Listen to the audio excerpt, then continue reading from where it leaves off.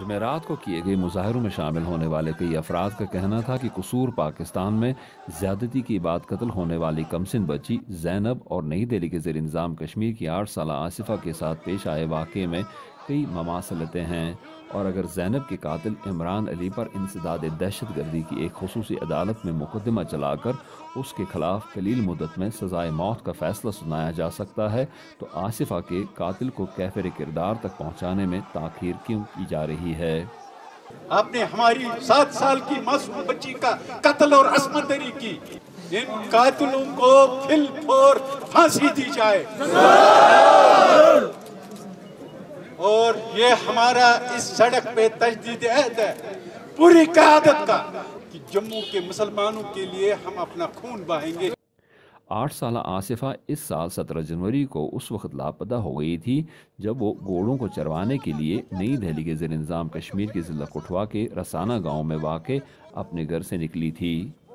ایک گلابان کنبے سے تعلق رکھنے والی آصفہ کی لاش ایک ہفتے بعد گاؤں کے مضافات میں جھاڑیوں میں ملی تھی۔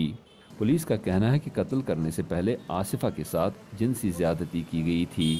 اس واقعے میں ملوث ہونے کے الزام میں ایک special police officer Deepak khajuria اور ایک نابالغ لڑکے کو گرفتار کیا گیا ہے۔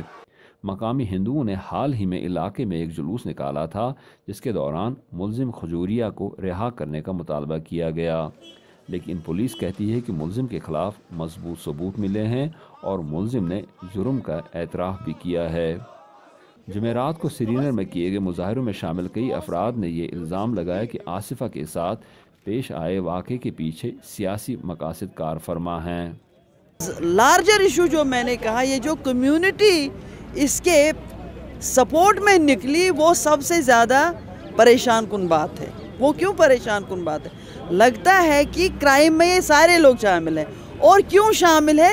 کیونکہ اس کا لارجر پولیٹیکل ایجنڈا ہے، اور لارجر پولیٹیکل ایجنڈا یہی ہے، وہ وہاں سے مسلمانوں کو بالکل بے دخل کرنا چاہتے ہیں۔ وزیر اعلیٰ محبوبہ مفتی نے علاقے میں ملزم کے حق میں جلوس نکالے جانے اور شرکائے جلوس کی طرف سے بھارت کا قومی پرچم ترنگا لہرائے جانے پر اپنے رد عمل میں کہا تھا کہ وہ اس حرکت پر حیران ہیں، لیکن یقین دلانا چاہتی ہیں کہ قانون کو اپنا کام کرنے سے کوئی نہیں روک سکتا۔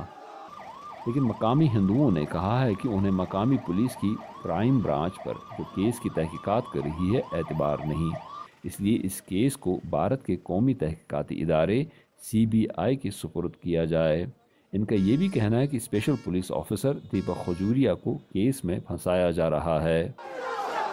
سری نگر میں جمعرات کو کیے گئے مظاہروں میں شامل بعض افراد کی رائے تھی کہ اس سارے معاملے کو سیاسی نہیں بلکہ انسانی زاویے سے دیکھا جائے اور مجرموں کو جلد از جلد کیفر کردار تک پہنچایا جائے۔